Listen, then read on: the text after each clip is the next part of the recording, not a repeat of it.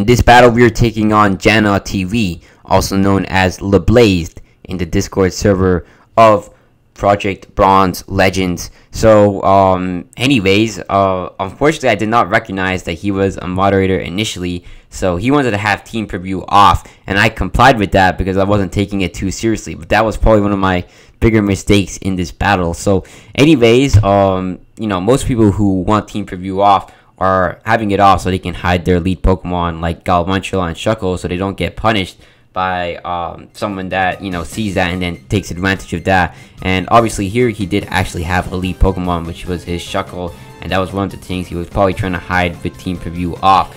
But I was expecting that, which is why I went into Medicham, because I could go for the Fake Out to knock out either its Focus Sash or its Sturdy ability. Then I could blast any Pokeball with High Jump Kick. Although Shuckle really wasn't the most comfortable Pokemon, because this does probably still survive, even though Medicham is probably the second hardest hitting Pokemon here in the metagame other than Mega Mawile. So anyways, I Mega Evolve and of course go for my Fake Out on the Shuckle. So that way I can take out its Sturdy ability, which really did help out quite a lot. And unfortunately he has leftovers on this, which is a bit of an inconvenience, but I go for the High Jump Kick on this Shuckle now, just to blast it and to see how much damage I can do with my High Jump Kick. And we bring him all the way down to red HP. It's almost a one-shot, which is crazy because Shuckle is an incredibly bulky Pokemon, so Medicham really just does hit that hard. So anyways, he goes for Encore, and that actually had me afraid because I didn't know what Pokemon he had because he turned off team preview. So I was expecting he may switch out into a Ghost type if he had one, because now that I'm Encored into High Jump Kick, I don't want to take that risk, and I don't want to get greedy by trying to knock out this Shuckle, because I could lose a lot of HP on Mega Medicham. And you'll see later on in this battle that having HP on Mega Medicham was incredibly important. So anyways, I go into Tyranitar, and unfortunately I don't know if he predicted me switching out or predicted me predicting him or something like that, but he goes for the Sticky Web. So really, if I'd stayed in, I wouldn't be able to knock this out. But I was expecting him to have been trying to do some some advanced strategy right there, where he would go into a Ghost type to kind of nullify my Medicham. So anyways, we are able to take out the Shuckle, but that is at the expense of Sticky Web. And I will tell you guys, in most cases, you never ever want to let your opponent ever set up entry hazards on you, because it does really nullify your team, even at the expense of a Pokemon on the opponent's side. Entry hazards do hurt, so you want to make sure you can try and dispatch them as quickly as possible. And normally it would be my Togekiss, but I forgot to get Defog on this, or not necessarily forgot, I can't right now, so I don't have the perms to change the moves.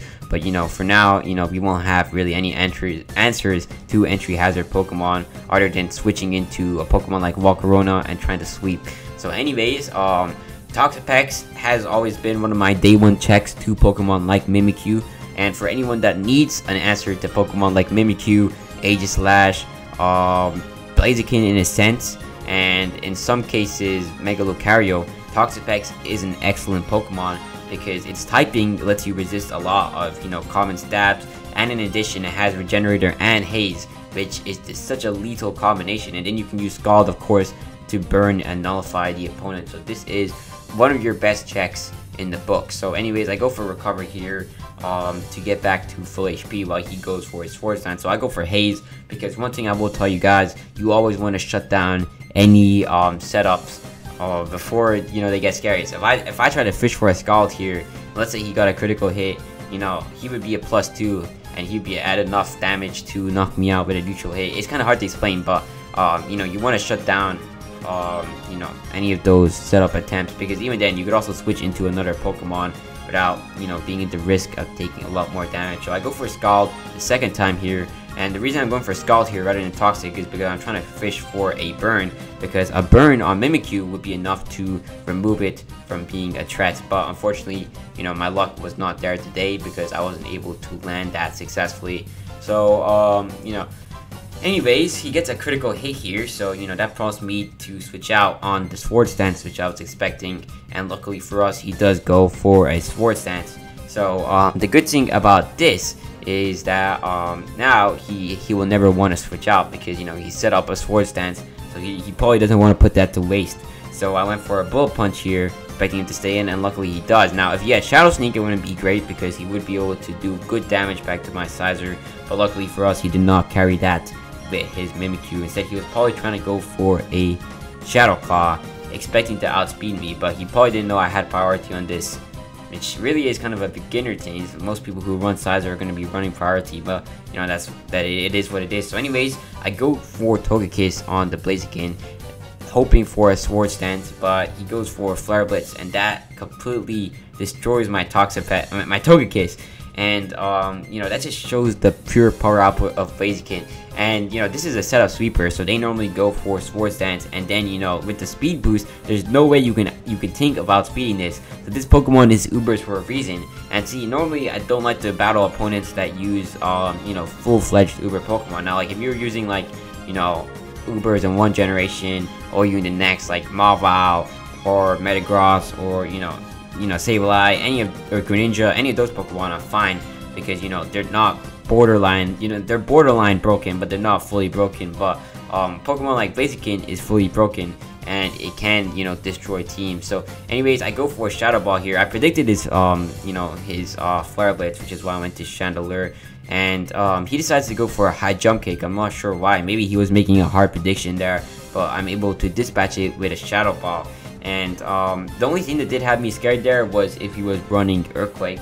Now, not all sets do. A lot of sets are like Protect, Sword Stance, Flare Blitz, High Jump Kick, but some sets will run, you know, Earthquake, or even Stone Edge, I'm pretty sure, in some cases. So I'm lucky he didn't have any of those moves available, because that would easily probably one-shot my Chandelure, especially with Life Orb combined with the total damage output. So anyways, I'm surprised he goes into Rotom here. And you know, that leads me to go into a Flamethrower, because even if he was trying to make a mix-up and switch out into something else, not many Pokemon will ever want to switch into a Flamethrower unless they are another Flash Fire Pokemon like Heatran. So anyways, I go for the Flamethrower on his Rotom Mow, and Rotom Mow is it's a pretty common Pokemon, at least in Pokemon Showdown. I've seen it a lot. What people do, they run Choice Scarf, Leaf Storm, Ball Switch. That's the main gimmick.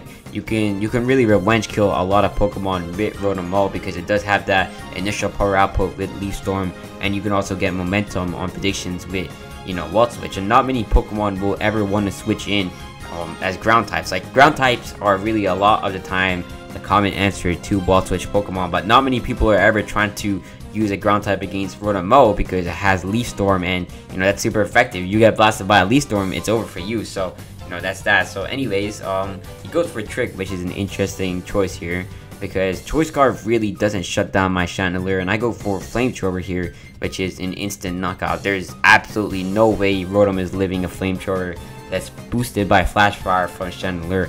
So anyways, really getting that Choice Scarf wasn't so bad on my Chandelure, at least so I thought, because you know, well, he goes into Hydreigon here, and what I was thinking was it's not gonna suck too bad. I was hoping to outspeed and then, you know, be able to blast it at least twice with my Flamethrower. I was expecting to live, although I'm not gonna lie, now I know I'm probably not living a Dark Pulse from this. He went for a Surf there, which isn't even a stab, so you know, a Dark Pulse would probably be enough to one-shot me, and my stab, even boosted by Flash Fire, did very little damage to Hydreigon. So this is actually a really good answer to Chandelure, in case anybody wanted to know. Hydreigon, it resists both stabs, and it will one-shot Chandelure back. So anyways, here I decide to go into Tyranitar, because you know, Tyranitar is incredibly specially defensive Pokemon, and most people who are running Hydreigon are going for the special defensive or special attack set. So for that reason, I thought Tyranitar would be a great answer, especially also because I resist his dark type attack, and the only thing I was really scared of is a Draco Meteor. And really, he's using Surf, which isn't too bad either, because you know, even though it's super effective, Tyranitar is an absolute wall, so it normally takes those hits quite well on the special side. So you know, I decided to go into Tyranitar here.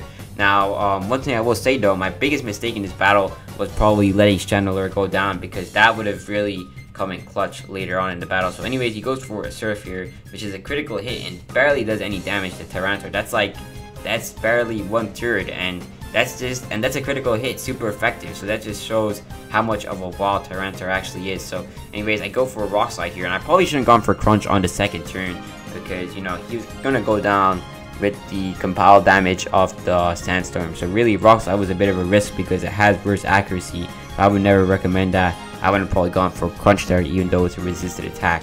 So anyways, he goes into Metagross, which is his last Pokemon. And when I saw this, I had a heart attack. I was like, oh shoot, I needed Chandelure, because Chandelure with a Choice Scarf would have been enough to outspeed and knock out this Mega Metagross. But I didn't bring it, and that was my biggest mistake. I don't know why he tricked Choice Scarf onto my Chandelure when he had Metagross, but you know, I don't even know, but you know, that's that. So anyways, he goes into Mega Metagross, and I already know there's no way I'm switching out here. So Tyranitar is about to get sacked. Now what scared me was, what if he has Meteor Mash on this Pokemon? That would be an attack boost, and that would be my team getting destroyed. And I don't have any of my answers to this Pokemon on this team. Normally I have Milotic or Glasgow, but I don't have any of those Pokemon. So this is going to be a completely, you know, terrifying Pokemon. It's one of the scariest that he has. Really, it could sweep my whole team. I thought it was over for me, because you can look at my team. What can I do? Toxapex isn't doing nothing. Togekiss isn't doing anything. Medicham would probably get one-shotted at +1. Luckily, he did not, you know, get Meteor Mash on this